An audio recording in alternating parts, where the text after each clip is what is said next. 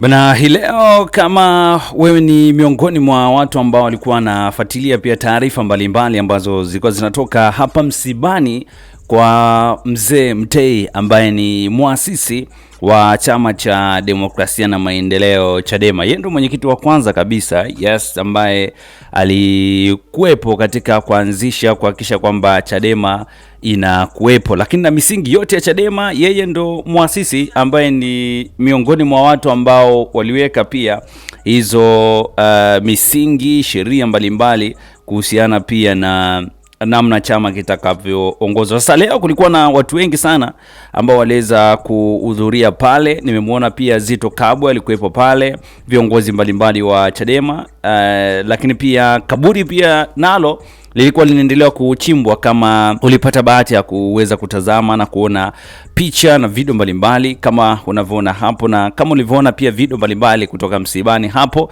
lakini kumekuwepo na vuta ni kuvute kati ya Chama cha Demokrasia na Maendeleo Chadema pamoja na serikali. Nilikuwa namsikiliza Heche, alikuwa anazungumza, anasema kwamba yeye hajui kama kuna kiongozi yoyote yule wa serikali, kwa sababu serikali ambayo imewekwa ni serikali batili ambayo imeingia kwa mtutu. Kwa hiyo yeye atambui na wala hajui kama kuna serikali kama ipo na mambo mengine kama hayo. Kwa hiyo kwa kila ambacho alikizungumza Freeman Mbowe ni kama vitu viwili tofauti, yani viko against. Ukiangalia Freeman anasema kutakuwepo na viongozi wa serikali, lakini ukimwangalia Heche anakuambia yeye hajui na hana taarifa na hataki kabisa kuulizwa swali kuhusiana na masuala ya serikali, na huku akiwa anadai kwamba yeye hajui kama kuna kiongozi yoyote yule wa serikali yupo, kwa sababu hajui, na anasema mpaka hii leo msimamo wake uko pale pale kwamba serikali ambayo ipo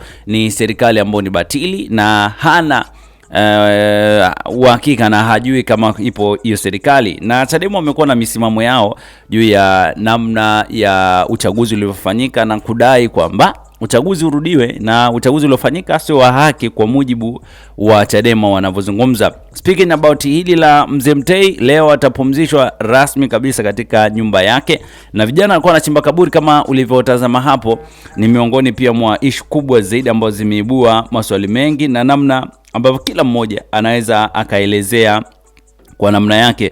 Lakini kwa upande wake wewe ambao unaitazama hii vuta ni kuvute kati ya Chadema na serikali, lakini vuta ni kuvute ambayo imetokea msibani kwa Mtei, je, unaiona hii iko sawa au iko vipi? Na Freeman Mbowe akiwa ni kama msemaji, na Freeman Mbowe ni mkwe akiwa kama msemaji wa familia. Wengi wamehoji, je, Mtei hana watoto ambao anaweza kuzungumza, au mtu wa ukoo ambaye anaweza kuzungumza, au imekaje kwa upande wako? Na chemoni yako hapo, lakini kubwa zaidi usisahau bana kusubscribe channel yetu ya BM Basha TV. Big up sana kwa wale ambao wamesubscribe channel yetu ya BM Basha TV. Na leo msanii wetu tunamzungumzia ndio huyu hapa.